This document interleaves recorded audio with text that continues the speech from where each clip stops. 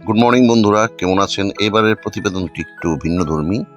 তো এবার একটি প্রতিবেদন আপনাদের সামনে আমি নিয়ে এসেছি। দেখুন, হাউসওয়াইফ গৃহিণী উনি কিভাবে ঘরে বসে হোমমেড ফ্রেশ পাস্তা তৈরি করছে। এটা পাস্তা মেশিন, এই মেশিন দিয়ে পাস্তা বানায়। তো এই মেশিনটা কিনলে আপনারা ঘরে পাস্তা বানাতে পারবেন।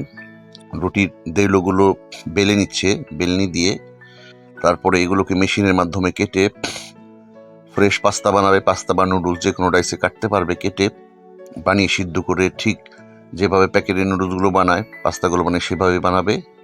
তো যারা মূলত ফুড লাভার, খাবার দাবার পছন্দ করেন, তারাও এরকম একটা মেশিন কিনে বাড়িতে পাস্তা নুডলস এগুলো বানিয়ে বাচ্চাদের পরিবেশন করতে পারেন। এটা খুব হেলদি। তো এই ধরনের ব্লগ দেখার জন্য পাশে থাকুন, সাথে থাকুন। RJ inspire Jewel. সবাই ভালো থাকবেন। ফেসবুক পেজটি আরজে ইন্সপায়ার ফলো দিতে, লাইক দিতে ভুলবেন না। প্রতিনিয়ত এই চ্যানেলটি দেখার জন্য সাবস্ক্রাইব করে রাখুন এবং লাইক দিয়ে রাখুন। ধন্যবাদ।